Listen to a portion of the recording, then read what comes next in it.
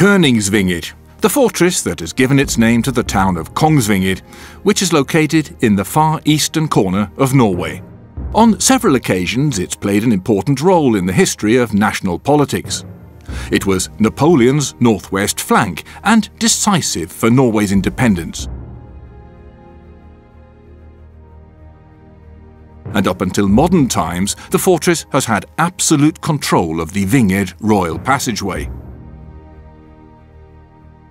This route between Stockholm and Christiania was one of two ways of reaching the capital with an army.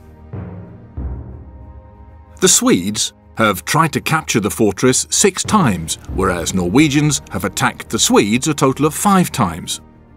Governor Ulrik Fredrik Gyldenlöve said that the fortress can defend itself against a force of 10,000 using only 300 men, standing, as it does, well protected by the River Glomma.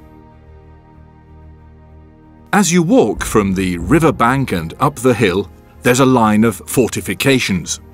The earliest of these is the Tråstad bastion, dating from 1644, and the most recent is the Vardåsen bastion from 1903.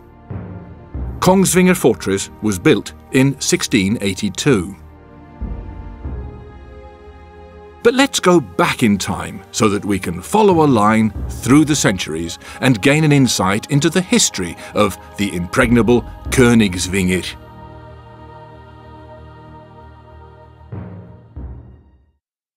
The fortress got off to a violent start. In 1644, when the Tråstad bastion was built, several thousand Norwegian soldiers attacked the Swedish army at Bysjön in Eda. This battle was called the Hannibal Battle, after Governor Hannibal Sehested. The Crab War raged in 1657, and both wars ended in a humiliating loss for the Danish and Norwegian armies. The fortress was built in 1682 and initially was regarded as an outpost, a fortress in the wilderness. However, as craftsmen were needed on hand, various trades were established in buildings outside the walls with streets in a straight line in relation to the cannons in the fortress. The area grew quickly and by 1706 had 3 inns.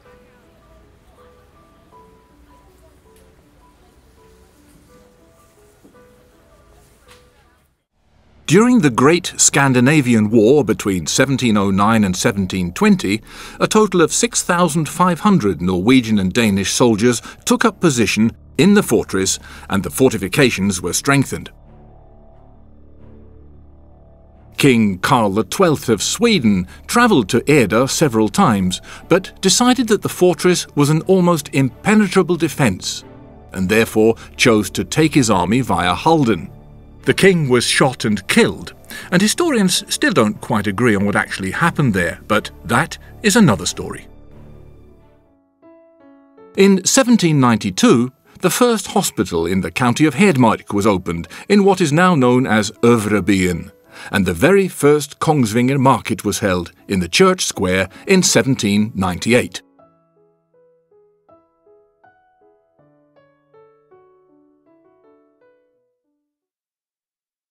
The period at the beginning of the 19th century is the most important in the history of the fortress and Kongsvinger, which was Napoleon's northwest flank.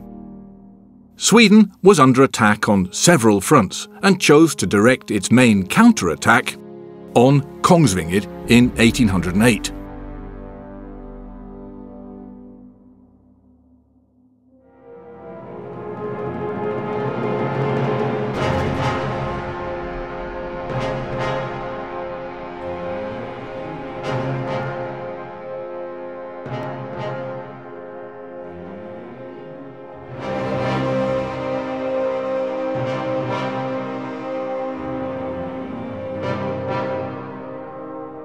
After a year of unsuccessful attempts, a Swedish captain rode up to the fortress and informed the commander that Sweden was close to collapse due to its weak king, and that the nobility and the military wanted to depose the king. A non-attack treaty was proposed so that they could take the army back to Stockholm without being attacked from behind by the Norwegians. This resulted in a coup d'etat in Sweden and the deposing of King Gustav Adolf. In 1814, a group of Norwegians gathered together at Eidsvoll and wrote Norway's own constitution. This resulted in a short war, the outcome of which was the union with Sweden. The only bright spot was that Colonel Krebs defeated the attacking Swedish army in a battle at Kongsvinger. In 1854, the town was given official status as a market town and took its name from the fortress, Kongsvinger. The following year, in 1855, one of Norway's great artists, Erik Werenskiold, was born and raised at the fortress.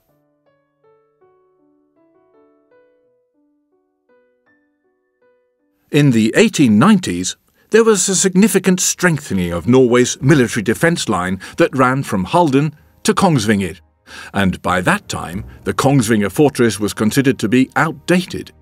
In 1903, two modern fortresses were commissioned, at Vardåsen. The strengthening of Norway's military defences gave the Norwegians new confidence, and the Norwegian Minister of Defence, Georg Stang, who was from Kongsvinger, was one of the leaders of this development. In 1905, full of its newfound self-confidence, Norway declared independence and risked a new war with Sweden.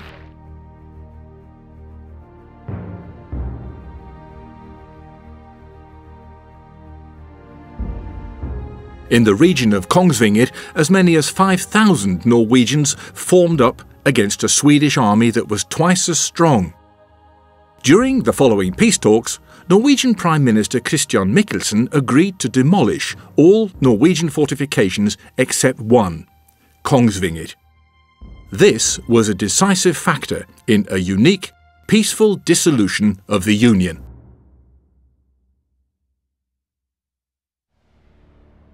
The only time the fortress has been occupied was during the Second World War.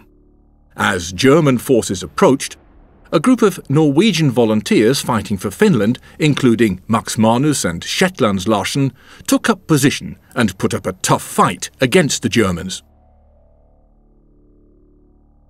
One of the bloodiest battles in the region took place at Rustad the following day, when the German forces were met by a squadron of Norwegian soldiers led by Captain Magnus Wangerud.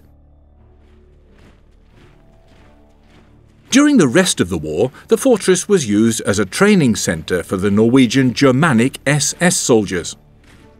A unit of the Grini prisoner of war camp was also located here for especially selected athletic prisoners, including Norwegian ski jumpers Birger and Asbjørn Ruud.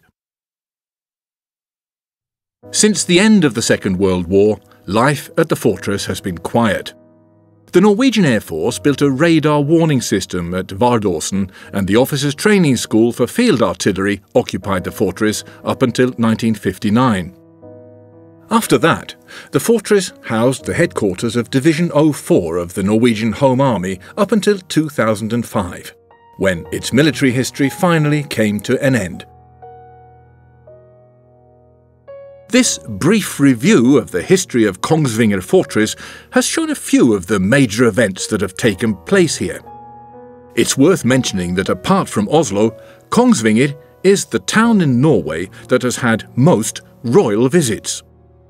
The fortress is now a well-preserved tourist attraction. Concerts, plays, historical reconstructions and exhibitions are held there, and on clear evenings, the silhouette of the fortress stands out against the sky, like a storybook castle. The guardian of the Vinger Royal Passageway is now enjoying a peaceful retirement, safe in the knowledge that it has not only protected a kingdom, but has also been responsible for the birth of a town